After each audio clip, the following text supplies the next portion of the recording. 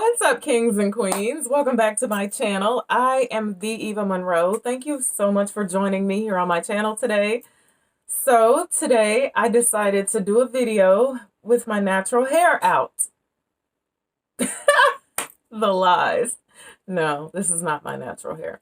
However, I'm all dolled up today because I'm taking pictures for the gram. Because I'm trying to get my Instagram straight for you guys. Because everyone keeps asking me, why aren't you on the gram? Why aren't you? I'm trying to get it worked out. However, today I'm here because this is my most requested video ever. And it is about Tom Ford Rose Prick. I have had about 50 to 90 questions. Queen, what do you think about Rose Prick? So it has taken me so long to do this video because honestly, I have had to try to find my words about this fragrance. And so if I fumble through this review, please pardon me because I'm still trying to find my words. So let's jump right in. Now, the notes of this fragrance are Sichuan pepper, turmeric, rose, rose, rose, patchouli, and tonka. Those are the only notes in this fragrance. So let me tell you first, actually the day that Kobe Bryant died, my husband and I were out in Neiman Marcus and we were actually shoe shopping, but I popped by the fragrance counter, of course, and I asked them, I said, are you guys going to be getting Rose Prick? And the SA told me, we have it behind the counter. You can smell it if you like. So on this particular day, I was wearing Creation E. And I was not about to mess up my scent of the day. So I sprayed it all over my husband, and then I sprayed it on a card, like I covered a card in it. Now, think back to my last video, what I told y'all about this card business. So all day I kept smelling my husband, smelling him, and I was like, wow, you smell amazing. This is gorgeous. I set the card on the counter, and every time I walked past the counter, I could smell the fragrance. I kept picking it up, smelling it. I was like, oh, the turmeric was what was really shining through on the card. The turmeric, and there's like a lemony rose vibe in there. Turmeric has like a gingery type smell to it. Slightly citrusy maybe, but like gingery. So I decided to go on ahead and take the plunge. And while I was waiting for my bottle to arrive, I purposely did not watch any fragrance reviews on this fragrance because I did not want my decision to be swayed. However, I did read some things on Fragrantica, and what I was reading on Fragrantica was like, there's no rose, I don't get rose, or the rose is very faint. And I do actually get rose from this fragrance, but it's that lemony side of rose. Now, I usually put my rose fragrances into a few different categories. Like sometimes I'll say, okay, this rose smells very earthy, or this is a very lemony rose. It can be kind of a honey type rose. Or sometimes, in my opinion, rose can give a slight chocolatey vibe. Even if with like growing roses, we grow different types of roses, and different types of roses have a different aroma.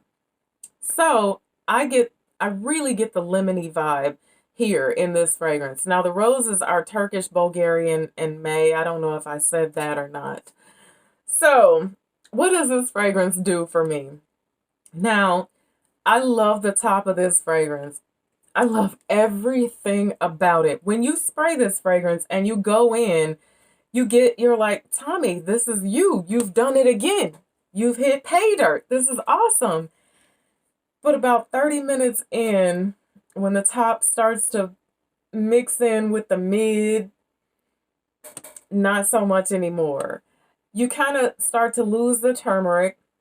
The rose is very light and faint. And then when you get to the base of the fragrance, on my skin, I am just left with patchouli and tonka.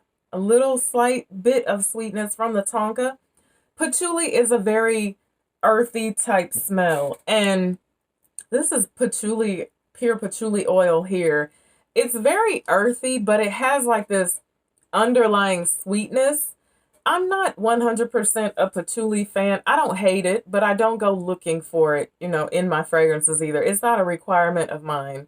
However, it's very noticeable in the dry down of this fragrance, just patchouli and a slight bit of sweetness. Now, I think the fragrance takes off, it starts very feminine in my opinion. I don't get masculinity here, but again, we all wear what we want to wear because fragrance is genderless. It starts off feminine. However, the dry down is not feminine at all because the patchouli and the tonka thing is going on. Um, is this a love for me? Just, I'm going to be honest, it is not. And it's not that thing that I'm used to with Tom Ford. It's not a love for me because of the fact that it just diminishes way too fast on my skin.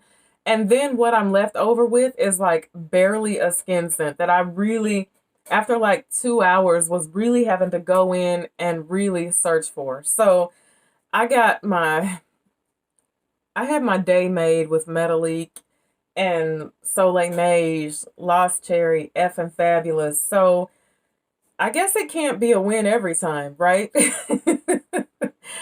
I wore this fragrance 4 days in a row. 4 days. I never got one compliment on this fragrance from anybody in the outside world. The only time I heard anything positive was when I covered myself in it one night and went to bed. And my husband said, "Wow, you smell very nice. What are you wearing?" And I had just covered myself in it and climbed under the covers. So, if you are a rose lover, I don't think that this would even be a fragrance that would excite you because, again, the rose is very faint in this fragrance. And as I said, it's, in my opinion, it's that lemony type rose vibe. But it's very faint. Now, the bottle is absolutely gorgeous. It's that matte like F and Fabulous, which I think is very attractive. However, that is so irrelevant when what's going on inside of the bottle is just not knocking it out the park for me. So, another thing that I will tell you is that in an attempt to make myself fall in love with this fragrance, I have layered it with many private blends. I layered it with Lost Cherry, I layered it with F and Fab, Soleil Neige, White Suede. I even layered it with Oud Wood, not all at the same time, but at different times. And every time I layer this fragrance with something, the one thing that blows me away is whatever I layer it with takes over the fragrance. And as I told you guys in my layering and blending video, the weaker fragrance always gets drowned out by the stronger one. So that leads me to believe that Rose Prick is just a little too light for me.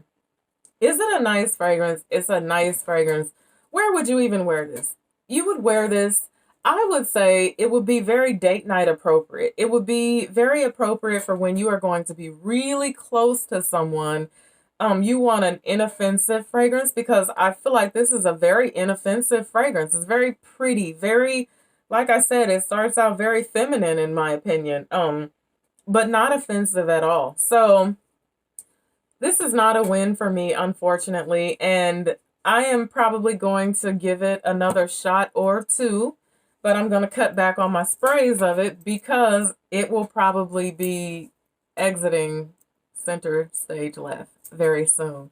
Even though it's adorable, I'm just not in the business of keeping bottles that just look pretty. They have to serve a purpose in my life. So, I'm sorry, guys. Thank you guys so much for listening to me today. Please sample this first. Sample it and see if it's your cup of tea and then purchase it. Don't sample it on a card. Don't sample it on your husband or your wife. Sample it on your skin and go from there. So let me know what you guys think about Tom Ford's Rose Prick.